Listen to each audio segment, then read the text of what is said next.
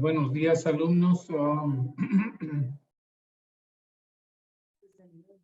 Buenos días, doctor. Buenos días, doctor. Buenos días, doctor. Hubo un problema con el link y bueno, ya se nos comió casi media hora. Vamos a tratar de hacerlo lo más corto posible para que aprovechemos el tiempo que nos quede. ¿De acuerdo? Sí, Ok, doctor. ok.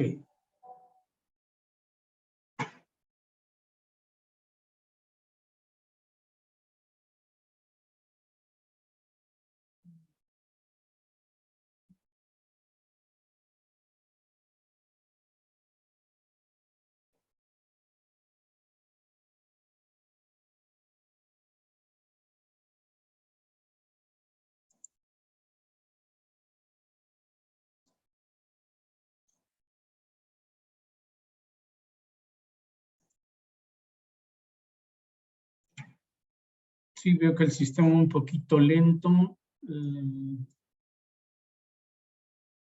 Vamos a ver si...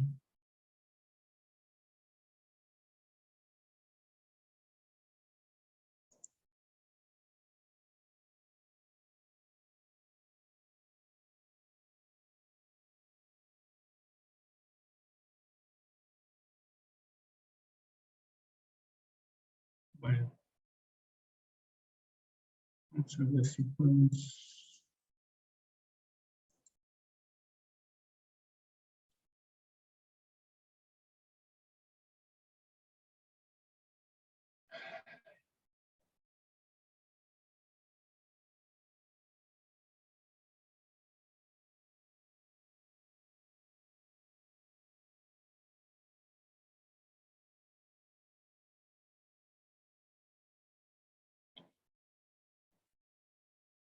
Bien, así están compartiendo, ¿verdad? El caso es de que vamos a continuar viendo lo de las variables del estudio y ver lo que compete, pues, a lo que vamos a hacer una vez que ya contemos con la mayor comprensión de las variables de nuestro estudio. Esto ya lo habíamos visto, lo vamos a pasar rápido, es únicamente para encuadrarnos y destaco con una flecha roja ahí la clasificación de las variables entre independiente, dependiente y las otras intervinientes, o que les llamamos también covariables. Miren, esto es, aunque parece muy sencillo en ocasiones, es lo que resulta ser de esta dependencia de variables, en el entendido de que desde nuestra pregunta de investigación,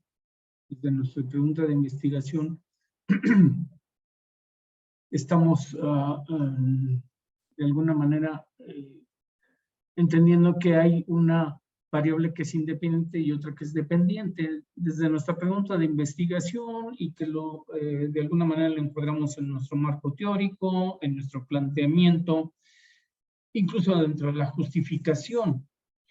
Pero es importante destacar que no siempre se les denomina así. En la variable independiente, como pueden ver, se les puede decir variable explicativa o variables causa o factores causales. Y las dependientes generalmente se les conoce como variables de respuesta, efecto o outcome, que es la traducción literal es salida, ¿sí? Es la variable de salida.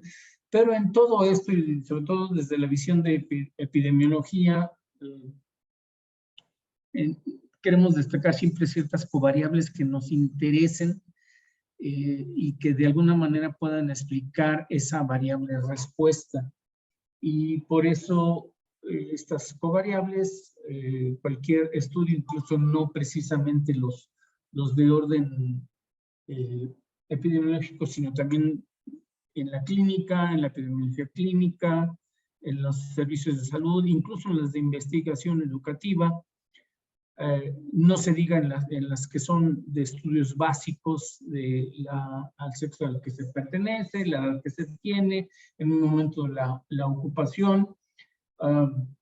En algún momento una ingeniera, recuerdo que decía, bueno, cuando se hacen ratoncitos, a veces no es importante ver la ocupación o otras situaciones como estado civil, nivel socioeconómico, etcétera, que en seres humanos sí se da, pero pues con animales de laboratorio que se van sobre ciertas muestras o tejidos u órganos, son covariables que no son considerados por este tipo de investigación.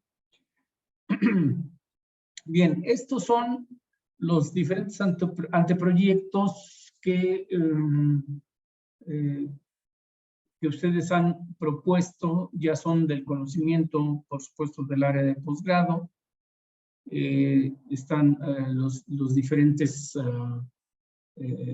propuestas, están los nombres de ustedes, los diferentes autores, pero bueno, en realidad lo que nos interesa en este momento es lo que está relacionado a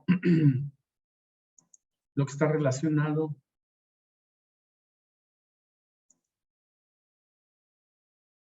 miren, estos son los diferentes estudios, perdón.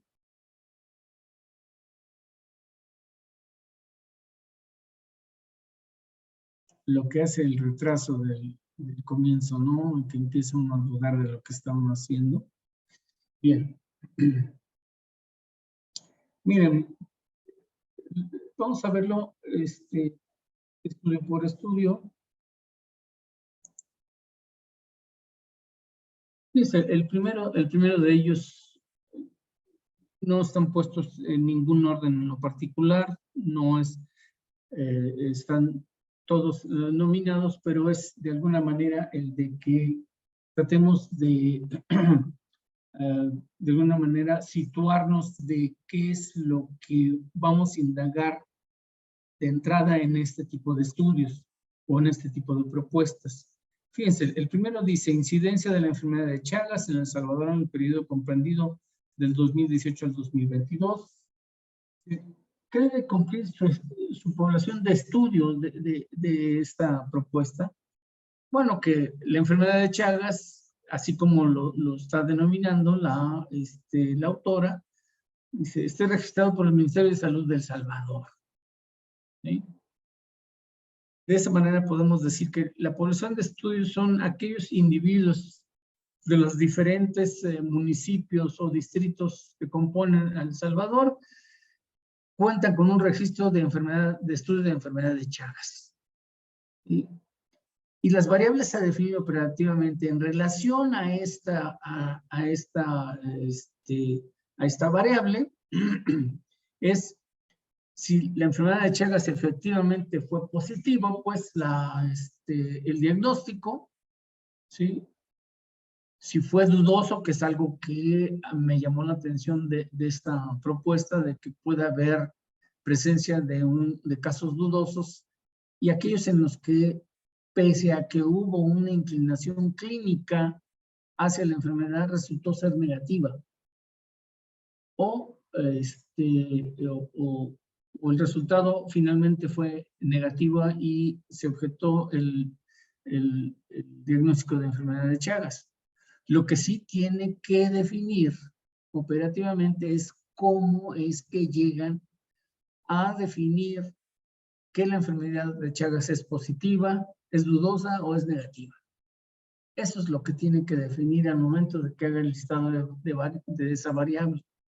Si hubo la presencia o no, o es dudosa la presencia de enfermedad de Chagas. El siguiente es la prescripción inadecuada de antibióticos por infecciones de vías urinarias durante el tercer trimestre del embarazo y las complicaciones neonatales en los pacientes de la unidad médica de Apopa del Instituto de Seguridad Social de El Salvador. En esto, bueno, pues siempre ha habido la visión de parte mía de que el título es un tanto cuanto largo y quizás la pertenencia a esta unidad médica sea parte de esa población de estudio, ¿sí? Y entonces, aquí, ¿qué debe de incluir en la población de estudio que va a ver el doctor? Es decir, que estas mujeres embarazadas tuvieron una infección de vías urinarias durante su tercer trimestre del embarazo y que además cuenten con registros del estado de salud del neonato, porque lo que le interesa, ¿sí?, al doctor es que va a tener que definir operativamente si hubo prescripción de antibiótico y está ahí entre paréntesis adecuado e inadecuado. Nada más que si hay que pedirle al doctor decir cómo va a medir si la prescripción es adecuada o inadecuada, si se debe de compaginar a unas guías diagnóstico terapéuticas o que esté designado por alguna comisión médica en relación a esto o de alguna de las especialidades que están involucradas o de consejos o asociaciones médicas que digan así se debe de calificar una prescripción de antibióticos adecuada o inadecuada cuando hay infección de vías urinarias en mujeres están cursando en tercer trimestre del embarazo. En la otra está si hubo o no complicaciones neonatales, que es si la tuvo y no la tuvo, y decir que también tiene que definir que si esta complicación se puede de alguna manera asignar al neonato las diferentes complicaciones, o al menos que si la tiene o no la tiene, o no la tuvo, más bien. Si puede de alguna manera tener las diversas complicaciones, porque recuerdo que su propuesta dice algunas complicaciones, me parece que las subraya como graves, o sea, no considera todas, sino las que son graves, y son diferentes entidades nosológicas. No únicamente se va a quedar en el sí o no, sino que va a determinar cuál complicación neonatal está presentando ese producto de madre que tuvo infección de vías urinarias en el tercer trimestre del embarazo y que hubo una prescripción inadecuada de antibióticos de acuerdo a cómo base o fundamente el doctor de que puede calificar el tratamiento como adecuado o inadecuado. Bien. En cuanto al impacto sobre la presencia de infecciones por virus de papiloma humano en mujeres del municipio de Usulután previamente vacunadas, que esa es quizás la originalidad del estudio, de que están previamente vacunadas. ¿Qué es lo que debe cumplir la población de estudio que va a ver la compañera? Bueno, pues que sean mujeres con registro de vacunación, con registro oficial de vacunación contra VPH. Y la otra, que cuente con detección de infecciones por VPH en mujeres postvacunadas, ¿sí? De hecho, la población de estudios que son mujeres postvacunadas, en la que se les puede detectar infecciones por VPH. Aunque después la autora parece ser que se inclina exclusivamente a infecciones de orden vaginal por VPH. Por eso pongo que una de las variables que operativamente tiene que definir la compañera es que se van a hacer estudios vaginales y se va a comprobar si efectivamente fueron por VPH. Y de tal manera que va a decir si es positivo o negativa, o si hubo presencia y no presencia.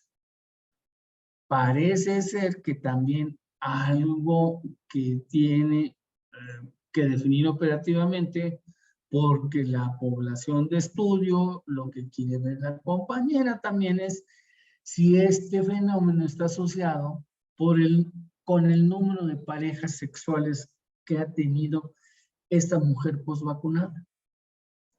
Y parece ser que son mujeres pues de relativamente corta edad o que están alrededor de la adolescencia. De hecho, de alguna manera, lo llegué a pensar Sería cuestión que lo tomara en cuenta, no que lo tome como una observación o una modificación tácita, que de hecho aquí por eso pongo que esto es un ejercicio desde mi punto de vista, pero el punto de vista que más importa es el de ustedes. Aquí el número de parejas, ¿sí? Ponerle cierto orden. Primero había pensado uno, después dije otro, bueno, decir, si estas mujeres presentan infecciones por VIH, puede ser que conteste que no ha tenido ninguna pareja, ¿no? Es una situación muy personal en la que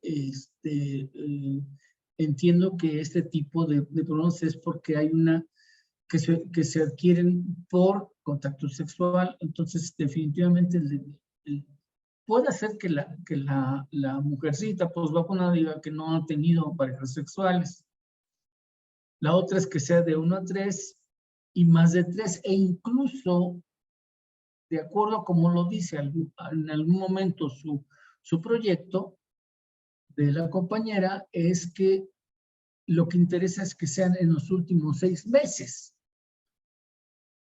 Pues sí, es probable que en los últimos 6 meses esta mujercita posvacunada diga, no he tenido pareja alguna en los últimos 6 meses, pero a lo mejor sí lo tuvo antes de los 6 meses. Pues al menos podemos decir que no ha tenido ninguno en los últimos 6 meses para que lo considere su autora.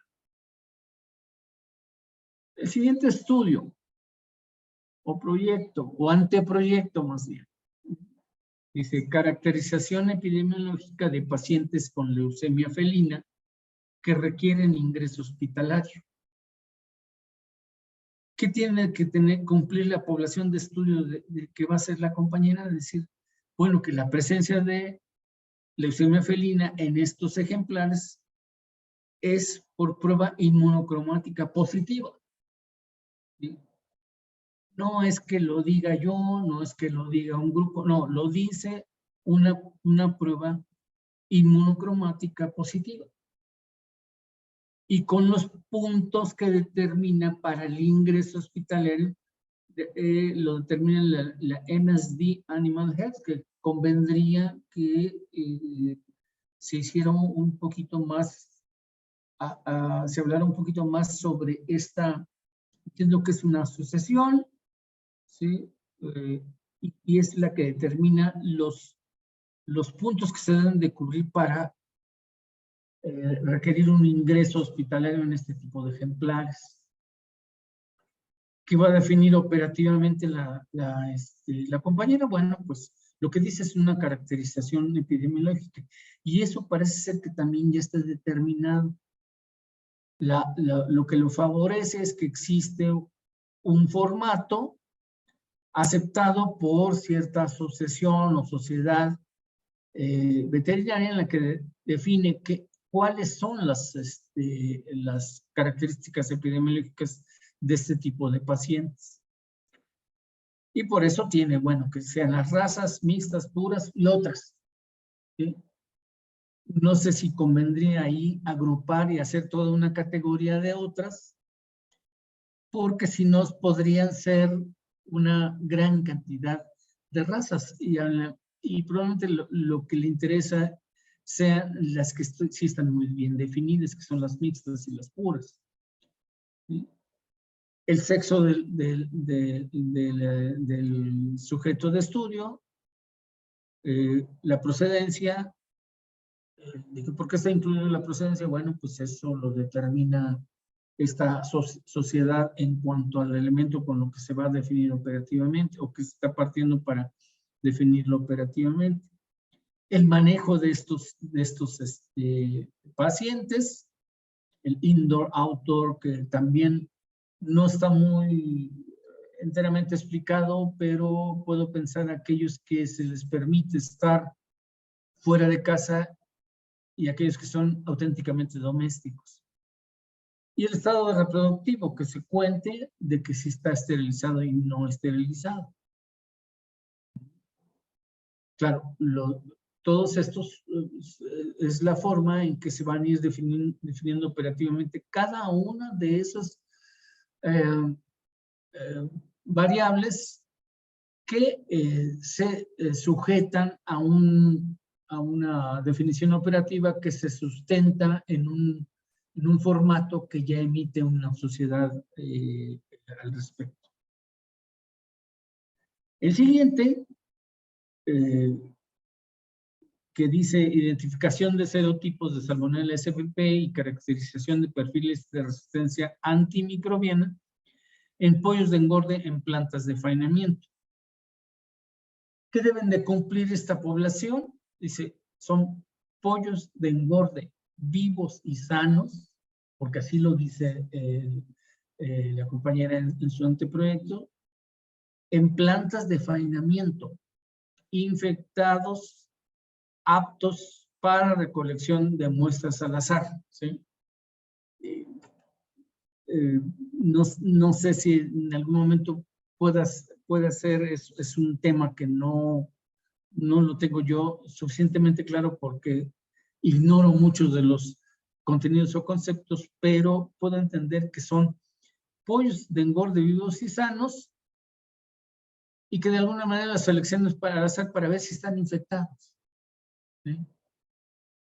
Entonces la población de estudios debe de cumplir esto, que sean vivos y sanos. Entiendo que a lo mejor lo de faenamiento infectados no está muy del todo claro, pero que que van a ser escogidos al azar. Aunque eso más bien pudiera ser de la forma en que se va a hacer el muestreo, sí decir que esa población de estudios entiendo que es un mecanismo que ya está considerado de que debe ser absolutamente al azar.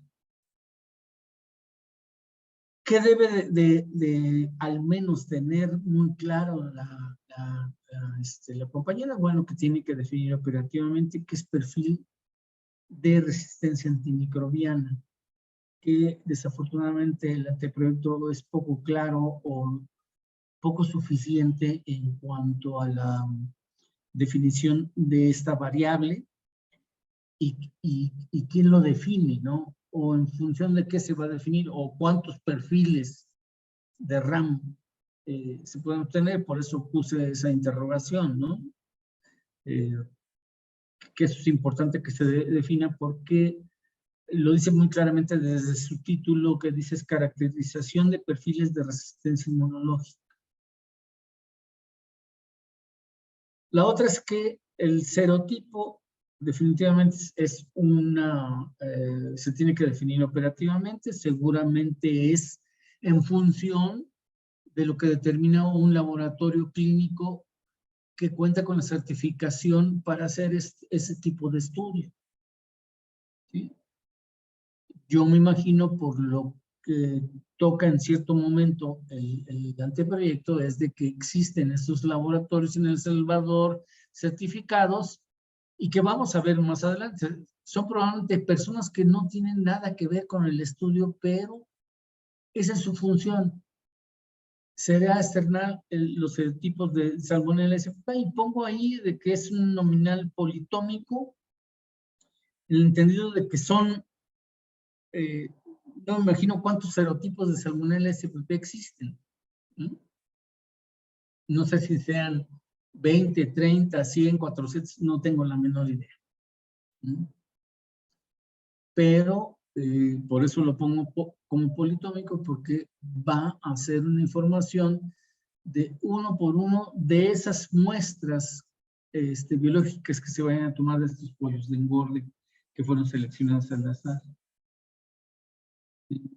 Les vuelvo a comentar, esto es, de alguna manera, es únicamente un ejercicio, no lo tomen como algo tácito, pero sí debe de quedar claro que qué debe cumplir la población de estudio, debe estar muy bien definido qué es lo que tiene, y vean, esto también me dio la idea porque una de ustedes preguntó, bueno, ¿debo definir operativamente tal situación si ya sé que deben de tener esto Claro, lo deben de tener, pero debe estar estipulado y definido de decir, tiene ese problema de salud en función de que lo dijo un facultativo, cuento con las pruebas, fue certificado, en fin, ¿no? No es algo que estamos inventando, es algo que estamos nosotros demostrando de que aquí tengo en la mano cómo es que esta población de estudio tiene enfermedad de Chagas, cómo es que tuvo infección de vías urinarias, cómo es que sé que está vacunada contra VPH, ¿sí? El de la leucemia felina, porque cuento con las pruebas inmunocromáticas, y en la otra es que son pollos de engorde que llegaron a faneamiento, ¿sí? Y cuento con el certificado o reporte o el registro de que ahí entraron y que están vivos y sanos, ¿sí?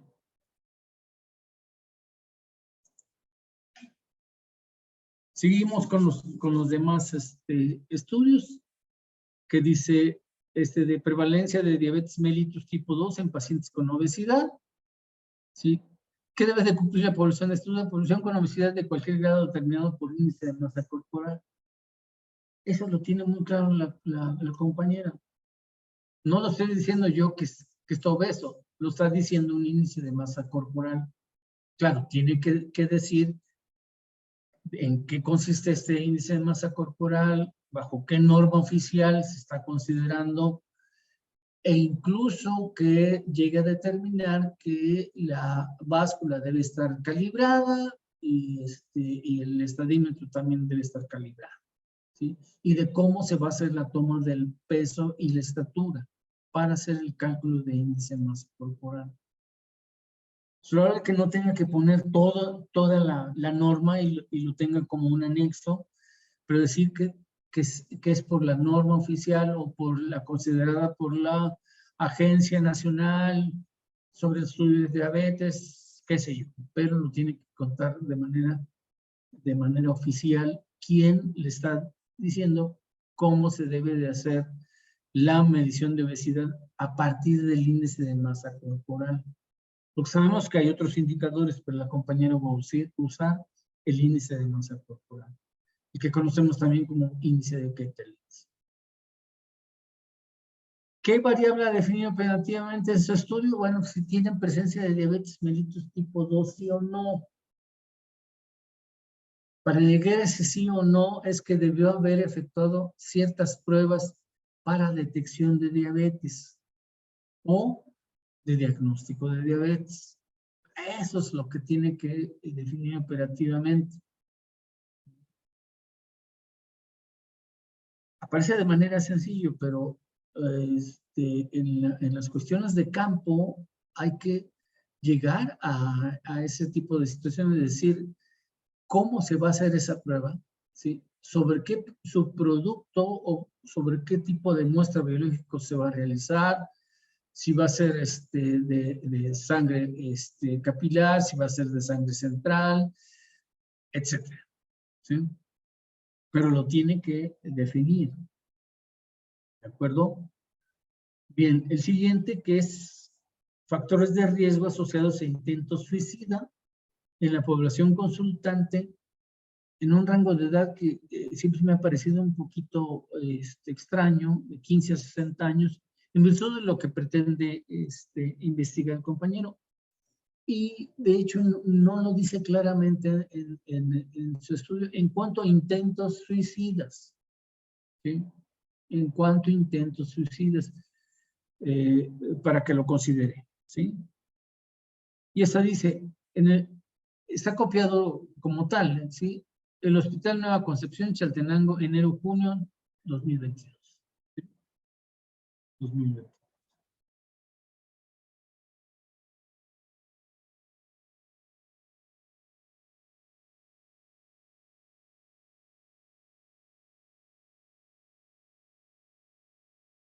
Y dice, ¿qué debe cumplir la población de estudio?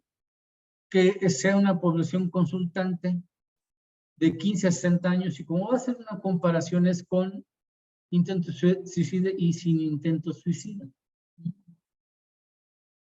Hace toda la población consultante y de ahí va a determinar en función, me parece ser, que lo dice el compañero, en función de que el momento en que se le ingrese haya sido calificado como intento de suicidio. ¿Qué variables pretende buscar el compañero? Y los pone como los factores de riesgo más importantes. Es como pensar, bueno, pues a lo mejor hay menos importantes, pero él considera que debe de investigar 3. Y lo sustenta un tanto así en su marco teórico, que dice, bueno, es el alcoholismo y debe de llegar, pues, a si es alcohólico o no es alcohólico. No sé si existen grados de alcoholismo, lo desconozco, pero de menos es saber si es alcohólico o por lo menos el antecedente de alcoholismo, sí y no. Parece ser una cuestión totalmente dicotómica. Si hay problemas de pareja y a través de qué instrumento o de qué tipo de entrevista, encuesta, índice, para llegar a conocer si hay problemas de pareja, sí o no. Desde el punto de vista, sí lo he visto en la medicina familiar, dicen, queremos conocer si la familia es disfuncional o no. Y muchos de los grandes pensadores de la medicina familiar dicen, bueno, resulta que las familias, unas aceptan que son disfuncionales y otras no aceptan que son disfuncionales. No es que no sean disfuncionales, sino, es decir, todas tienen quizás un grado de disfuncionalidad. Igual pueden ser los problemas de la pareja.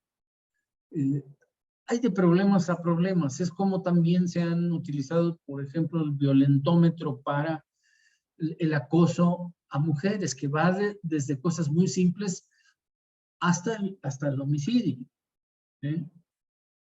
Y eso parece ser que hay ese gradualismo. No sé si aquí los problemas de pareja puedan ser graduales o llegar a una cuestión dicotómica, absolutista y determinista de que sí tiene o no tiene problemas de pareja.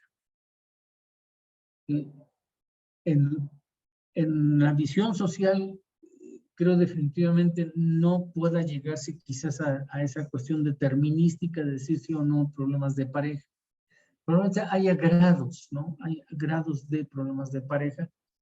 Y aquí es importante decir, en función de qué lo está definiendo operativamente, tiene que cumplir o se le aplicará o intervendrá alguien que vea los aspectos psicológicos mentales de pareja. No lo sé, pero eso es un desafío del compañero. ¿Sí? También en cuanto al uso de drogas, intento pensar que son drogas ilegales. Ajá. Igual que sea así absolutamente determinístico, sí o no.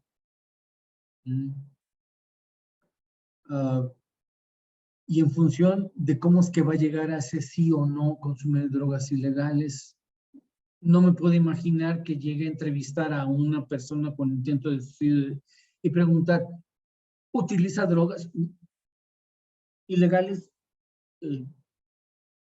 Obviamente podemos pensar la cantidad de respuestas o no respuestas que pueda dar el entrevistado, sino que quizás exista un instrumento o herramienta que permita a nosotros conocer si hay uso de drogas ilegales, o puede llegar hasta la medición de metabolitos o catabolitos en la que se pueda probar que ha habido uso de drogas, o si ya existe un historial de uso de drogas. ¿De acuerdo? Entonces, ese es el reto estoy de acuerdo con las variables o factores de riesgo que quiere ver el compañero. La cosa es que los 3 sí son quizás difíciles de llegar a concretar de manera tan determinística, o definirlos a partir del instrumento que se piensa utilizar para llegar a esa determinación. Y en el problema de parejas sigo pensando que puede haber grados. En el siguiente propuesta es,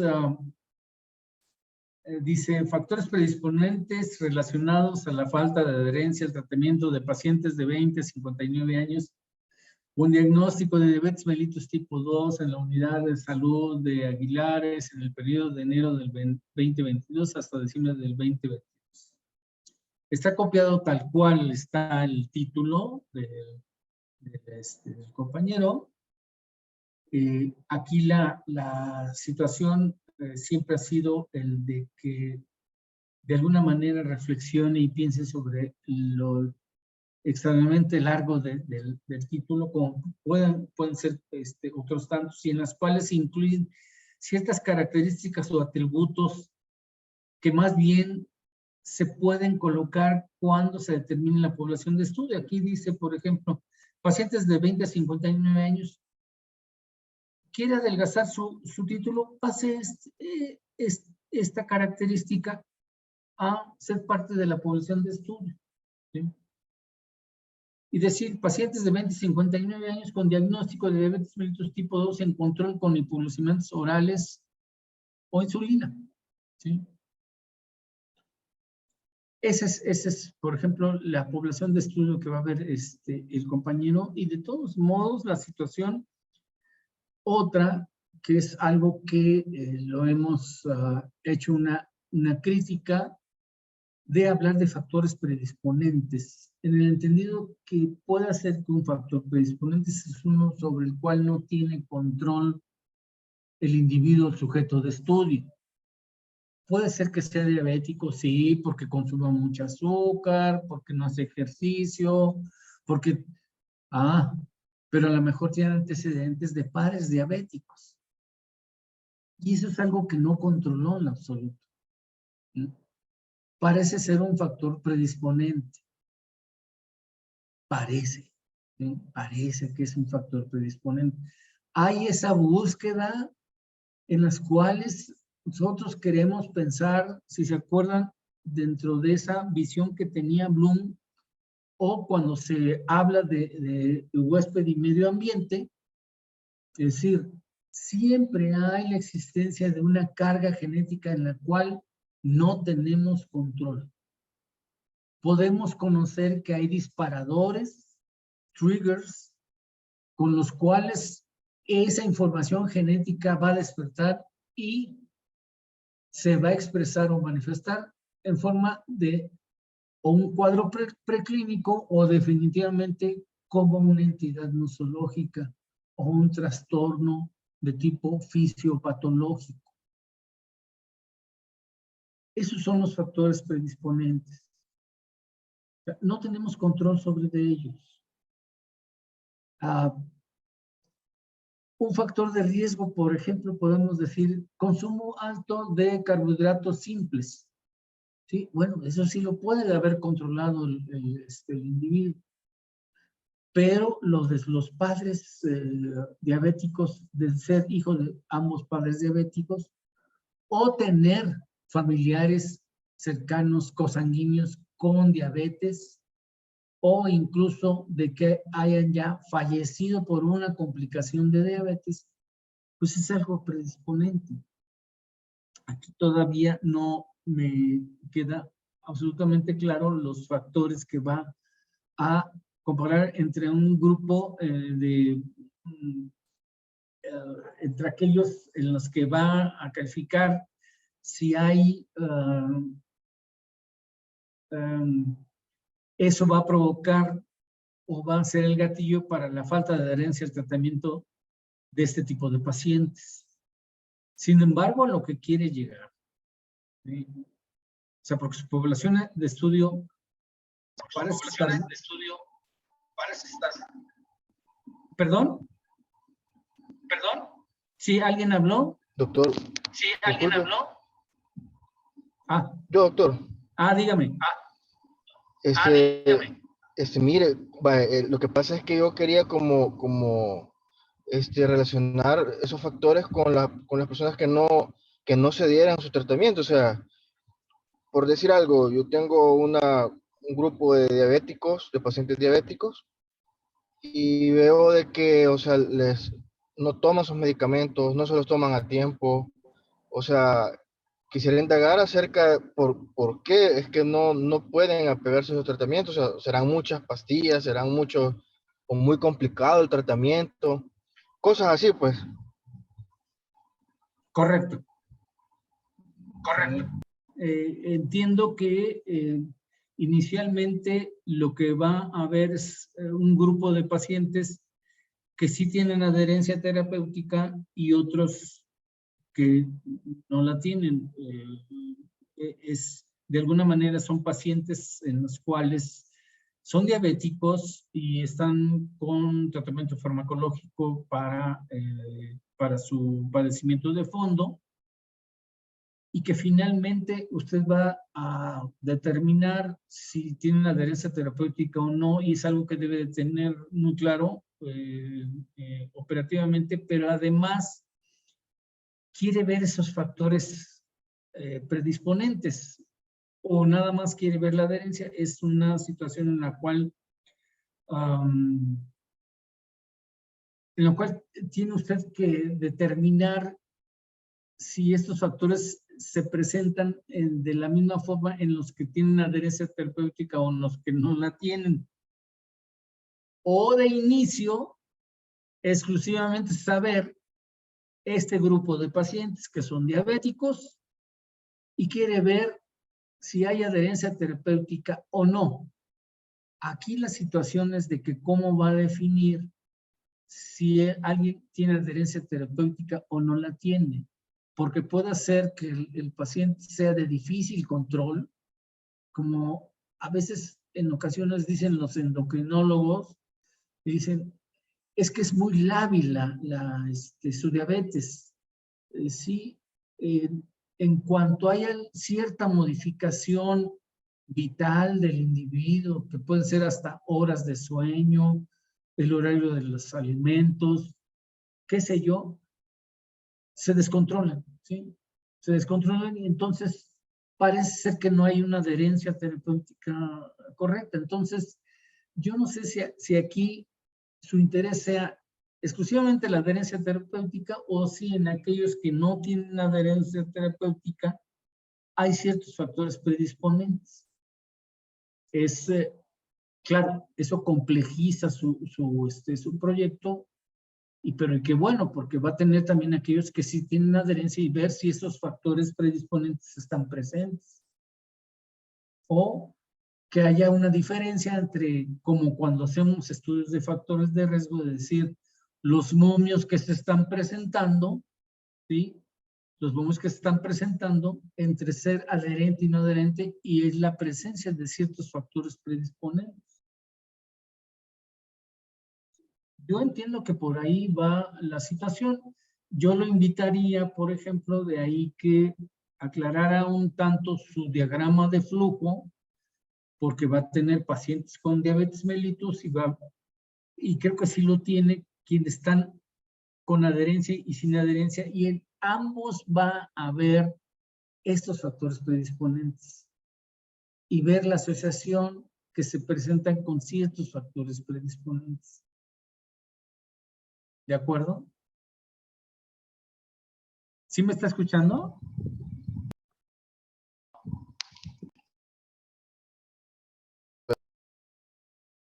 ¿Sí me está escuchando? Perdón. Sí, doctor, sí lo escucho. Perfecto. Ok. Sí, y muchas gracias porque así voy a ir afinando eso, doctor. Sí, acuérdense que son anteproyectos. Esto es un ejercicio. No es en forma definitiva lo que va a ser, pero sí hay una apertura, pues, para decir, mi idea, trato de concretarla quiero hacer esto, ¿no? Todavía les espera quizás un camino algo largo para llegar a protocolizar en forma definitiva sus diferentes proyectos. Entiendo que la siguiente fase es que todas estas ideas o propuestas sean refinadas y de alguna manera se protocolicen oficialmente. ¿Okay? La otra es, paso al siguiente, que es, fíjense, este fue el que de alguna manera despertó la inquietud de decir, porque dice la compañera, prevalencia de microorganismos patógenos en pacientes con pie diabético. La pregunta que hizo la compañera fue muy clara. Si tienen que ser pacientes con pie diabético, ¿tengo que definir la variable pie diabético? De alguna manera, sí tiene que definirlo en el momento en que usted decide cuál es su población de estudio. Su población de estudio es pacientes con diagnóstico de pie diabético con datos clínicos de infección. Asumo que ahí lo está diciendo. Ahora, el diagnóstico de pie diabético, en función o con fundamento de qué se hace, ¿sí? ¿Quién lo diagnostica? Puede ser que diga paciente con diagnóstico de pie diabético establecido por facultativo, ¿sí? Por médico especialista, por lo que dice la American Diabetes Association, qué sé yo, ¿no? La cosa es que de aquí es importante de que considere de que no va a entrar en su listado de variables, obviamente no, pero sí cuando usted define su población de estudio. ¿Sí? ¿Quién dice que es pie diabético? A lo mejor no es, ¿no? Y es otra cosa, es un eczema, es, como dicen a veces los dermatólogos, pues es una roncha, pero no es pie diabético, sino tiene que decir con diagnóstico clínico, con diagnóstico por especialista, por lo que determina la American Diabetes Association, etc. ¿Sí? O porque así está estipulado en el expediente clínico de ese tipo de pacientes. Y seguramente en el expediente dice en función de qué o qué encontró el facultativo para decir que es pie diabético y que actualmente está infectado. Eso sí es importante que lo deba establecer, porque si es una crítica decir, ¿y usted quién le dijo que es un pie diabético infectado? ¿Mm? En función de que lo hizo. Y es probable que encuentre pacientes en los que el diagnóstico no esté totalmente elaborado y que digan comprobable pie diabético. ¿Lo toma en cuenta o no? Probable. La impresión es de que posiblemente sea pie diabético. ¿Está infectado o no infectado? ¿En función de qué estamos diciendo que está infectado? Si ya presenta una lesión que no es resolutiva, que está ulcerado, que está sangrando, que está supurando, bueno, está infectado. ¿No? Pero hay que definirlo en función de quién, o de qué, o con qué instrumento, de herramienta, se dice que es pie diabético.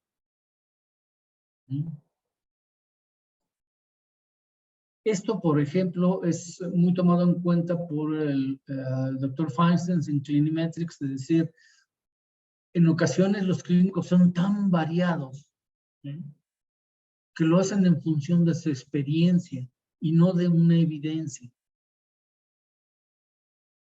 ¿Por qué? Porque así es la enseñanza de la clínica, mucho es fundamentado por la experiencia, por ver, tocar, palpar, etcétera, ¿sí?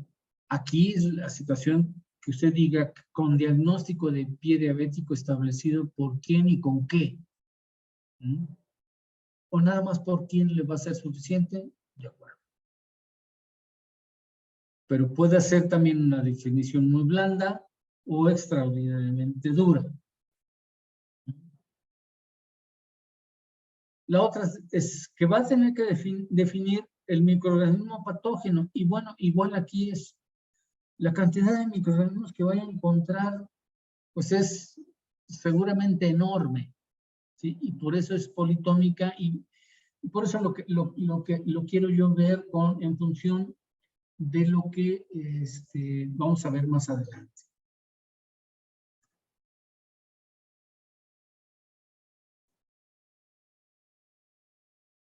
Ahora, ya que se hizo toda esta visión de cosas de cada uno de los anteproyectos, bueno, ¿cómo vamos a recolectar esos datos?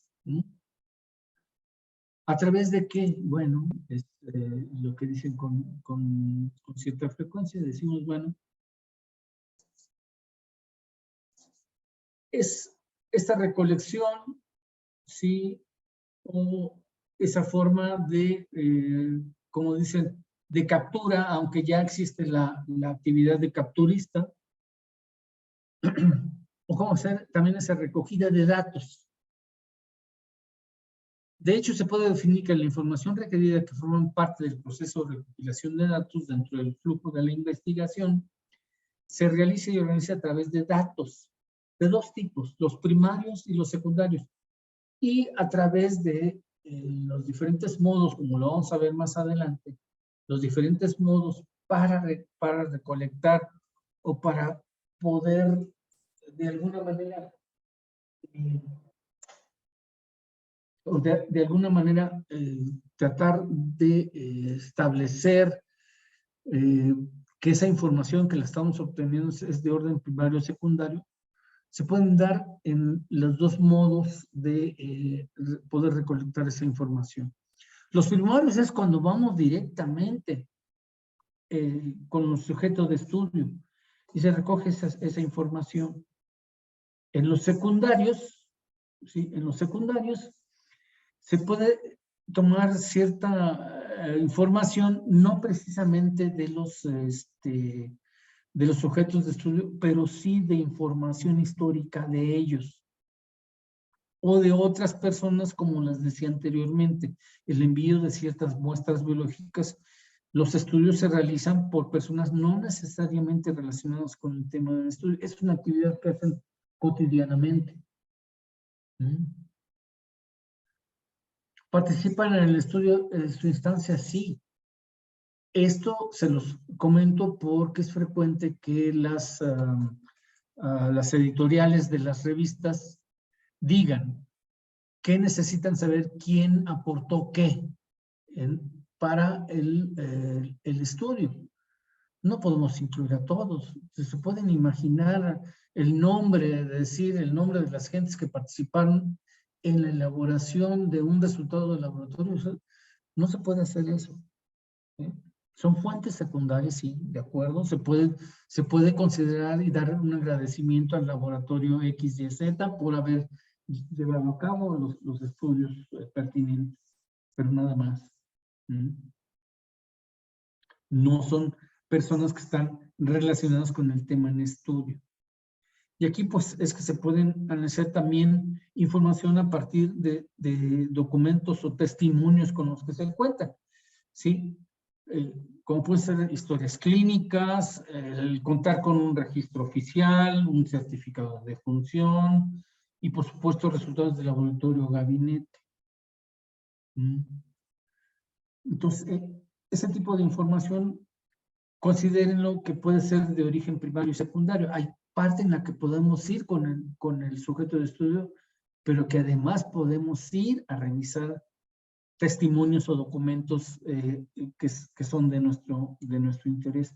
De hecho, buena parte de los anteproyectos es irse hacia esa documentación, porque es lo más seguro es que el paciente no lo conozca o no lo pueda interpretar adecuadamente.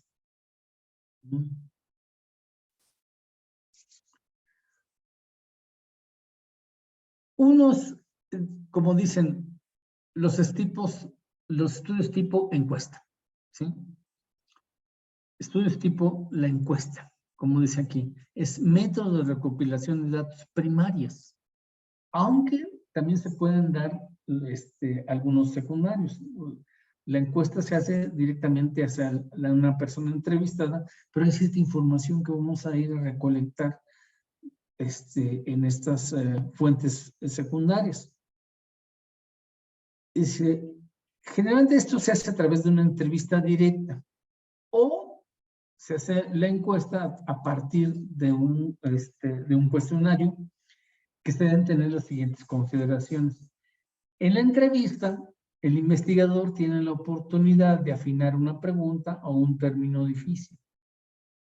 Es probable que la persona con la que estamos en contacto, que estamos haciendo un tipo de preguntas, no entienda el término y entonces el entrevistador debe de modificar la pregunta para que lo entienda el entrevistado.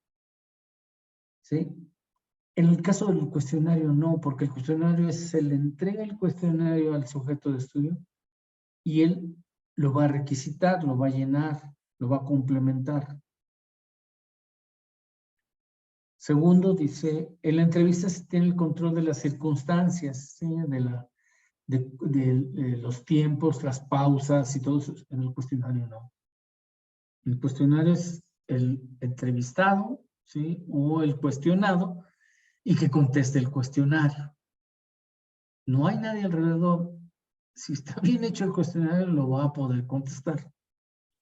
Hay cuestionarios y encuestas o tipo de entrevistas o preguntas que ya se reconocen que ya están validadas y que se cuentan en la literatura y se puede ir a quienes construyeron esos cuestionarios o esa batería de preguntas que se hacen en una entrevista. Como por ejemplo, miren, seguramente ustedes han oído hablar del burnout o del síndrome del quemado, del trabajador quemado, y para eso hay un índice de Maslach con el que podemos ver los 3 aspectos que dan testimonio de la presencia de ese síndrome. ¿Sí? ¿Queremos ver burnout? Pues lo primero, tiene el índice de Maslach, perfecto, ¿sí? Porque es el que está validado. ¿Sí? Cuando vemos un bebito recién nacido, igual tenemos esta prueba que se le hace a todo individuo cuando nace, que dice, bueno, ya se reconoce, ya está validado. Hay uno que se llama Silverman, el otro ahorita no recuerdo cómo se llama, ¿sí? Pero Apgar, de la doctora Apgar, es decir, estos ya están reconocidos, no necesitamos inventar entrevistas o cuestionarios, ya están establecidos. El siguiente punto dice, en ciertos casos es poco posible usar cuestionarios. En México, y seguramente también en El Salvador se da, de que hay gente que no sabe leer y escribir. O únicamente habla su propia lengua, idioma o dialecto. No habla español. No habla español. Y entonces, si no habla español, pues menos lo lee, ¿no? Entonces, en esos casos, la aplicación de cuestionarios pues, no es absolutamente posible, ¿no? También personas con ciertas deficiencias de orden intelectual, pues darle un cuestionario, pues no hay forma. O si tiene otro tipo de cosas que lo invalidan a poderlo contestar, pese a que haya un nivel intelectual adecuado, bueno, pues va a ser difícil que pueda contestar un cuestionario. Y de hecho, a veces la entrevista, como dicen ahí, se tiene el control de las circunstancias. La entrevista no se hace directamente con el sujeto, sino con alguien que está resguardando su cuidado. ¿Sí? Generalmente es la madre, un familiar, un técnico que acompaña a la persona que presenta ciertos grados de invalidez, por ejemplo. En esto debe de ser que las preguntas de los cuestionarios deben ser transparentes, ¿sí? Tienen que ser muy claras y debe tomar ciertos elementos para constituirlo. Ahora, los tipos de preguntas que se pueden hacer en ambas situaciones, en una entrevista o en un cuestionario, para decir que fue a través de una encuesta que se obtuvo la información, es que pueden ser preguntas abiertas y cerradas. ¿De acuerdo? Las preguntas abiertas. Las preguntas abiertas son aquellas que permiten al encuestado o entrevistado emitir cualquier opción de respuesta. ¿Sí? Dan apertura para que hablen de acuerdo a lo que se les está preguntando. Las preguntas abiertas, por ejemplo, dice, son adecuadas en aquellas circunstancias en las que se desea conocer la opinión o visión de los sujetos de estudio. Ahorita, por ejemplo, fíjense, cayó como anillo al dedo la adherencia terapéutica a tratamiento farmacológico de la diabetes mellitus tipo 2. Una cosa es lo que diga la sociedad o la American Diabetes Association y decir que una persona sí tiene adherencia terapéutica de orden farmacológico, pero falta lo que diga el paciente, decir, sabe que son muchas pastillas, ¿no? Hay ciertas ocasiones en las que, por ejemplo, en México, no sé si se dé una situación parecida en El Salvador, en México hay muchas personas o muchos pacientes que dicen, ¿para qué tomo pastillas? Ya me dijo el doctor que la diabetes no se quita, ¿no? No se me va a quitar la diabetes. O bien le dicen, de algo hay que morirse. Si es diabetes, pues ya ni modo. Y entonces esa adherencia baja. Es una visión quizás muy social del paciente, pero se vale que haya ese contexto de que no exclusivamente es de tómese las pastillas, inyéctese su insulina. ¿Sí? Hay una situación personal que se debe tomar en cuenta porque somos entes biopsicosociales. Entonces, en eso es posible que se haga este ejercicio, e invito así al compañero que está viendo la adherencia terapéutica a decir, consideré en la entrevista, decir, ¿qué piensa usted, no? ¿Por qué no se adhiere al tratamiento? Porque me cae gordo, al menos así decimos en México, me cae mal, está tomando pastillas, ¿sí? No me gusta tomar pastillas. Yo conozco diabéticos que se ponían y se murieron, quedaron ciegos y se murieron. Bueno, es una visión muy social, ¿no? Entonces, también es conocer ese aspecto y no estrictamente lo de decir se toma o no, o hay un compliance, como dicen, un compliance positivo al tratamiento farmacológico de la diabetes mellitus tipo 2. Bien. Este tipo de preguntas se usan cuando es difícil enumerar todas las posibles respuestas. Por ejemplo, decimos esta anteproyecto que habla sobre serotipos de Salmonella SPP. Me imagino que hay una barbaridad de serotipos, entonces la pregunta no se la hacemos al sujeto de estudio, se lo vamos a hacer a donde está certificado o donde está la respuesta del laboratorio clínico. ¿Sí? ¿Qué tipo de serotipo dice? ¿No? Yo no sé si hay en la situación en la que pueda un solo individuo tener varios serotipos, por ejemplo, ¿no? Y entonces es mejor, si quisiéramos enumerar el tipo de respuestas, no me imagino, quizás no tenga el espacio suficiente para poner la cantidad de serotipos, entonces se deja abierto. ¿Sí? Y por último dice, son útiles cuando se desea explorar situaciones de orden personal. Aquí, por ejemplo, las de intento de suicidio, hay quizás interés sobre ciertos factores de riesgo, ¿sí?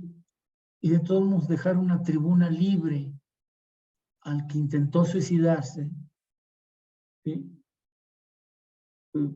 ya sea a través del entrevistador, ya sea a través del psicoterapeuta o del personaje clínico que se le acerque al que practicó un intento de suicidio.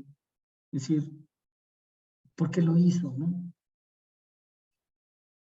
Puede ser que el individuo no lo conteste, pero es una cuestión extraordinariamente personal. ¿No? Por eso se dejan las preguntas abiertas en ese tipo de situaciones. Las preguntas cerradas, bueno, son a lo mejor menos complicadas, pero no siempre son útiles, ¿no? Dice, son aquellas que limitan o restringen el número disponible de opciones de quien responde el cuestionamiento, ¿sí? Por ejemplo, las preguntas cerradas. Sexo, masculino o femenino, punto, ¿no? Tácheme uno de las dos, no me puede tachar las dos, es una u otra, ¿no? Ni me invente otro sexo, son entre esos dos, punto, no hay otra. Dice, estas preguntas deben ser usadas cuando se puede enumerar de antemano las respuestas posibles, ¿sí? Sobre todo en las que son determinísticas o incluso en las que son ordinales, pero que de alguna manera están dirigidas a ver si hay cierto grado u orden en la respuesta. En el caso, por ejemplo, de las cuantitativas continuas, ¿sí? O incluso en las discretas, es el número y se acabó, no hay otra forma no es que se cierren las preguntas, pero si hay cierta consideración, por ejemplo, la edad, de decir, tengo menos de 40 años o más de 40 años, ¿sí? Y se cierra, punto. En eso sí considerar que primero hay que tener el valor completo y después la transformación, ¿sí? Para que no se pierda esa información. Pero cuando se puede saber qué tipo de respuestas se pueden dar, por ejemplo, en algunas situaciones de orden ocupacional, cuando se habla de exposición a cierta sustancia química, es conocido que se puede hablar de alto, medio y bajo, porque así está considerado por ciertas normas oficiales, ¿sí? Conocemos cuál es entre qué cantidades hay, pero las categorías las establece una norma oficial, por ejemplo. La otra es que las respuestas planteadas deben ser mutuamente excluyentes. O sea, no puede ser que tengan una exposición alta y a la vez media, no, es totalmente excluyente. Ahí.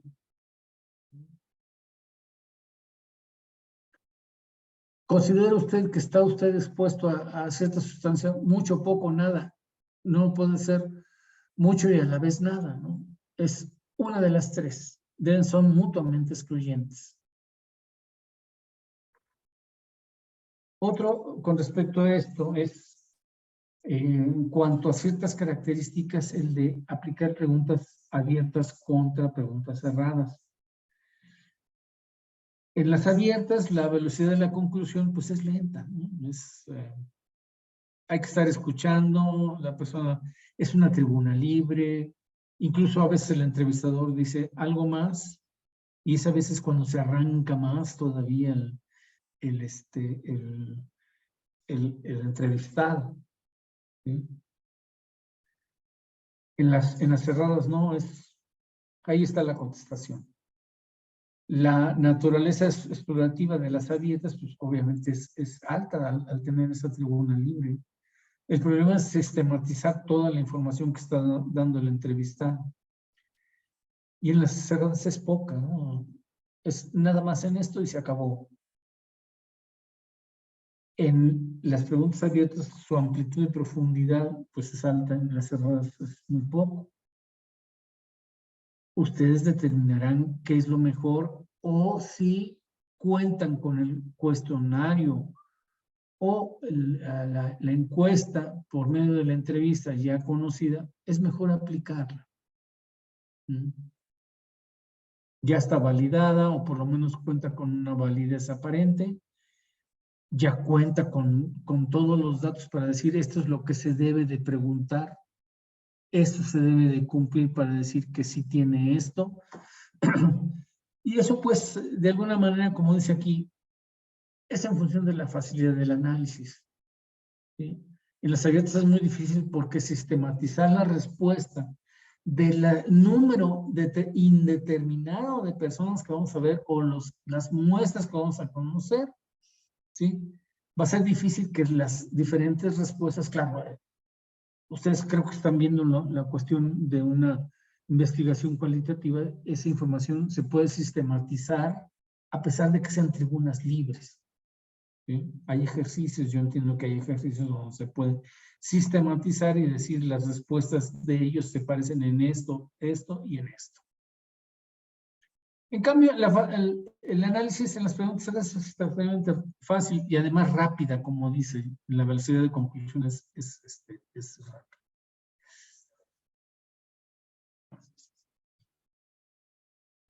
Bien, vamos a ver todavía un par de láminas en función de que pues se nos está agotando el tiempo debido a la situación que apareció anteriormente. Y entonces vamos a ver la elección del vocabulario en la aplicación de cuestionarios.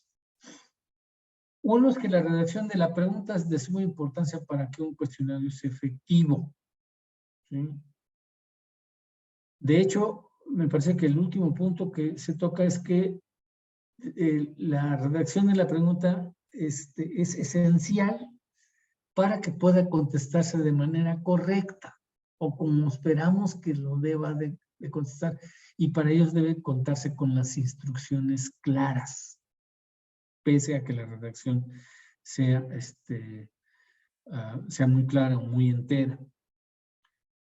Se debe usar terminología apropiada de acuerdo a las características de la población a analizar. Hay cierto lenguaje o terminología que se utilizan por regiones o zonas. Esto en México se da con ciertas diferencias. A veces decimos que entre los latinoamericanos tenemos la gran dificultad de hablar el mismo idioma, ¿no?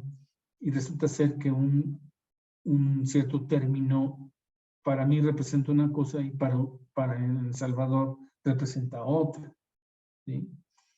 Dice, las personas que responderán las preguntas apreciarán el esfuerzo realizado en la preparación del cuestionario, porque el cuestionario se los vamos a dar para que lo contesten.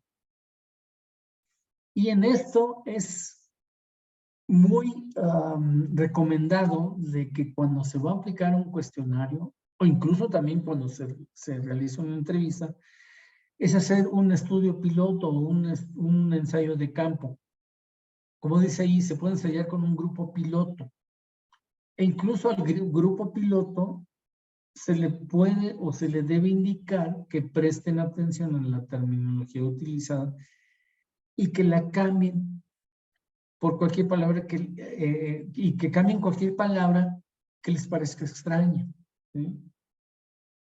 O inentendible.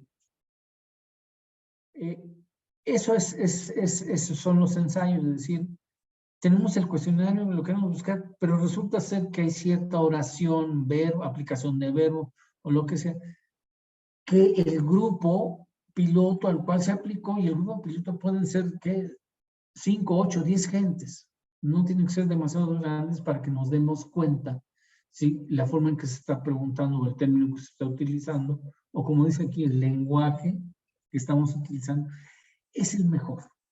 O como decía ahí, adecuado. Entiendo que es alguna cuestión muy, muy subjetiva o es un juicio de valor de decir adecuado. ¿Adecuado para qué? Para las personas que vamos a entrevistar. O, perdón, aquí, a cuestionar. Hay ciertos lineamientos para la estructuración de un cuestionario. Dice, usar el lenguaje de la persona que contesta. ¿Sí? Es algo que hemos insistido. Está bien que haya esa redacción clara, pero que también sea sencilla, ¿no? ser muy específicos. Si empezamos a, de alguna manera, a ser imprecisos, ¿sí? A ser abundantes en la pregunta, pues el entrevistado o el cuestionado, pues definitivamente ya contesta lo que sea, ¿no? Y a veces eso echa a perder un cuestionario. Que las preguntas sean cortas, o como dicen, que sean breves, y mientras más breves, mejor. ¿Sí? Aplicar preguntas cortas. ¿Sí? Que no sean dispersas, pues, que sean muy, como dice, de redacción sencilla y cortas. Evitar lenguaje corriente, ¿sí? Vulgar o preguntas censurables. Pese a que sea una terminología reconocida por una cierta región o por cierta localidad o cierta agrupación, etnia, no utilizar lenguaje corriente, ¿sí? Ni vulgar, ni grosero. ¿Sí? Debemos dirigir las preguntas a las personas indicadas. ¿Quiénes son las personas indicadas? Las que decimos, va a ser nuestra población de estudio con estas características o atributos. ¿Sí? No otras, son esas. No suponga, ni asuma, y como dicen, es uno de los defectos de los grupos humanos, de que asumimos mucho, que el cuestionado posee conocimientos muy profundos. Como dicen, una cosa es saber y otra es conocer. Entonces, no asumamos de que la persona entrevistada sepa mucho, es una información que es para nosotros necesaria, ¿sí? Pero para que no sea quien domine la entrevista o el cuestionario, o en este caso, que cuestione el cuestionario, ¿no? Asegúrese, como un lineamiento, que las preguntas sean precisas antes de incluirlas, ¿sí? Antes de incluirlas. Como dicen, léala, vuelvan a leer, apliquen en un grupo piloto. Los grupos pilotos son a veces pequeñitos, les digo, 5, 8 gentes. Es decir, así se va a hacer esta pregunta. ¿Se está entendiendo? Sí. Bueno, adelante.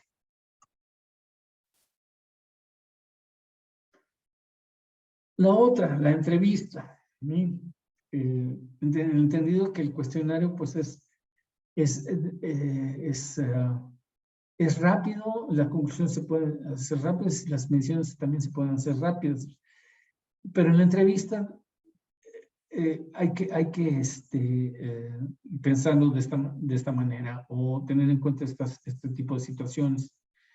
Es la entrevista, el entrevistador y el entrevistado. Dice, la persona que entrevista, ¿sí?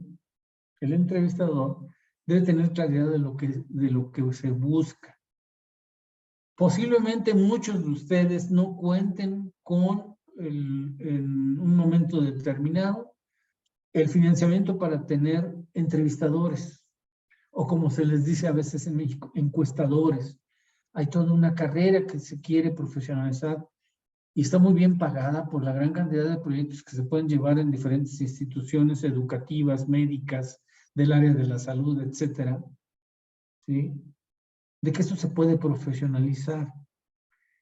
En esto dice, el entrevistador debe conocerse a sí mismo para poder entrevistar y decir, soy un profesional para la entrevista.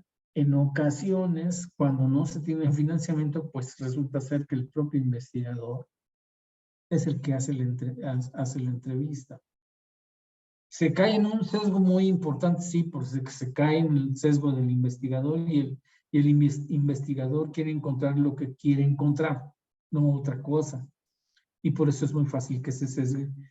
Y es muy sano contar con entrevistadores. El entrevistador debe tener claro en su formación, intelecto, educación y emociones que podrían afectar la entrevista. Y tampoco asumir de que el entrevistador va a educar al entrevistado. No, debe tener claro hasta dónde debe tener en cuenta este tipo de situaciones porque puede afectar la contestación que está haciendo el entrevistado.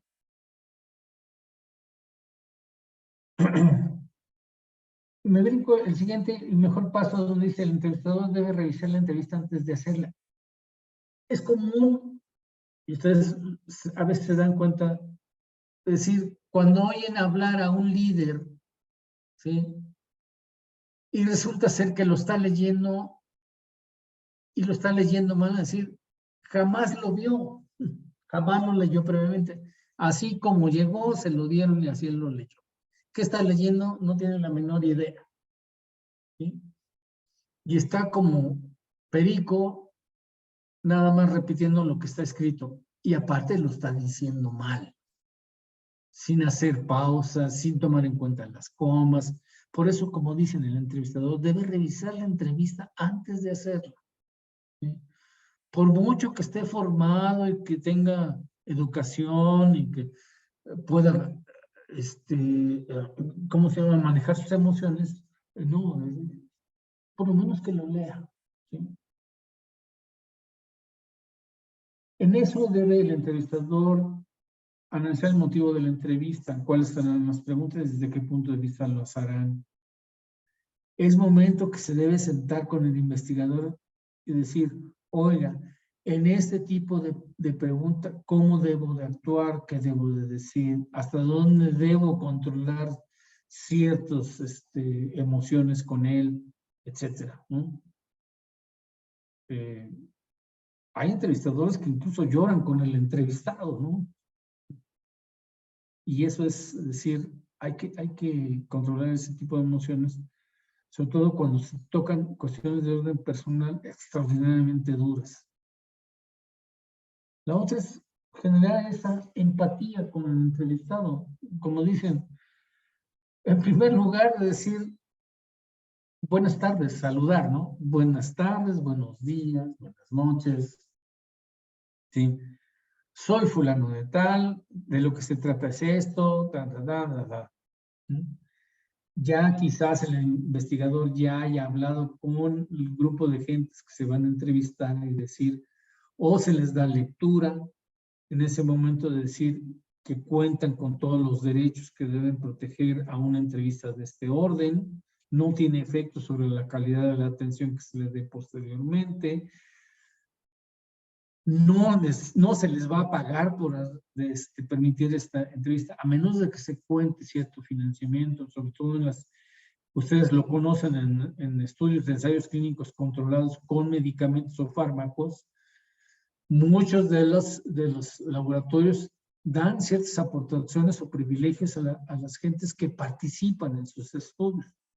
¿Por qué? Porque tienen dinero, tienen forma de financiarlo. ¿Sí? En esto es porque el individuo acepta, ¿sí? Acepta y hay una forma ética de decir que se le va a dar toda la información del resultado que de los estudios que se le vayan a realizar. La otra es que, bueno, la entrevista debe uno asumir que deje satisfecho a la persona que fue entrevistada y también al entrevistador.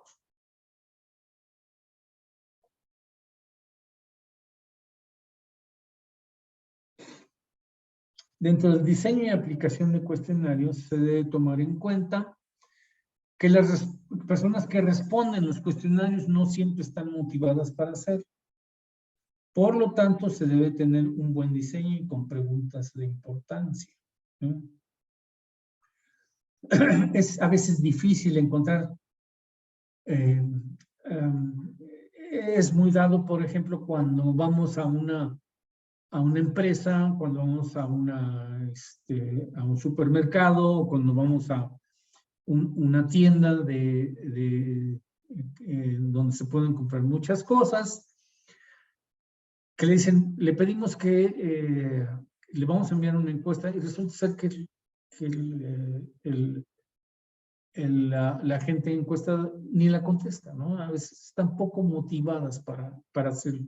Claro, aquí es muy diferente porque es la participación en un estudio de investigación del área de la salud, Entonces, es combinar a la persona que se le va a entrevistar o se le va a cuestionar, ¿sí? Estén motivados para ello.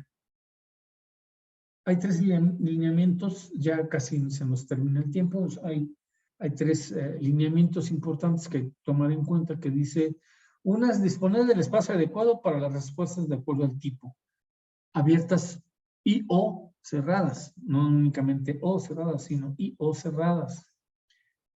Se recomienda usar círculos o cuadros, como dicen, tache el cuadro, para las respuestas puedan ser marcadas, ¿sí? O tachadas. Y la otra es que se mantenga un estilo consistente con la identificación de y sus instrucciones. No olvidar, todo este tipo de instrumentos debe llevar claras instrucciones. Y hasta aquí le dejamos, compañeros. Desafortunadamente hubo la situación en cuanto al link, en cuanto a la conexión. Y pues bueno, nos veríamos la semana que entra.